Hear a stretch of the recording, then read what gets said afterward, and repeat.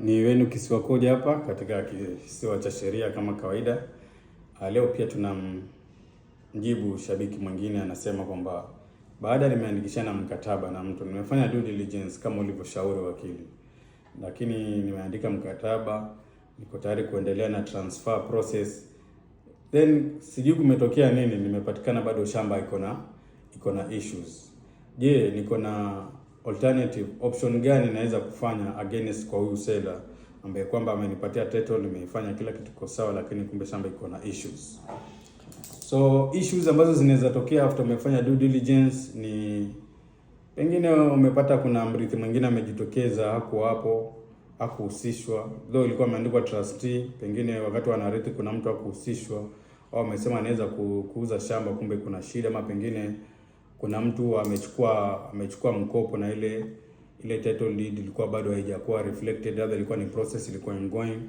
Wakati unafanya hizi due diligence yako, hizi ni vitu ambavyo visingekuwepo kwako. Kwa hiyo kisheria tunasema wewe ni innocent purchaser for value without notice.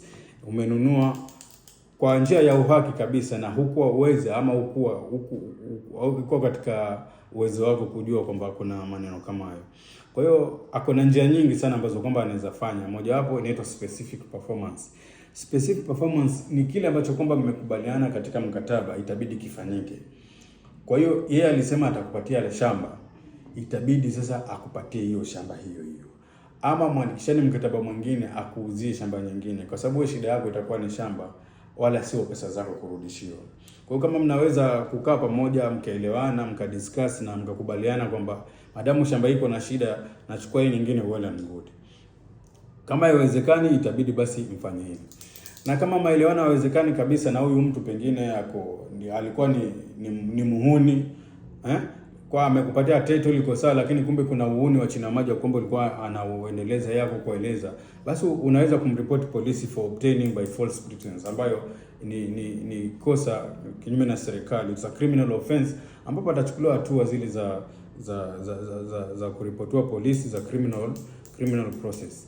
3, unaweza kumpeleka mahakamani kwa kosa la breach of contract, kwa kuvunja ule mkataba, ambapo utakuwa unaiomba mahakama ikupatie damages za breach of contract, ambapo pesa zile zako ambazo ulikuwa nazo ambazo ulimpa ungeweza kujifanyia mambo mengine. Ulikuwa na matarajio katika ununuzi wa ile shamba, lakini kwa sababu umewekeza kwa ile shamba na baadaye ikawa na matatizo, basi mahakama inaweza, ukithibitisha kwamba ni kweli yeye amevunja huo mkataba, koti basi inaweza kupatia order ya damages of contract kwa kuvunja.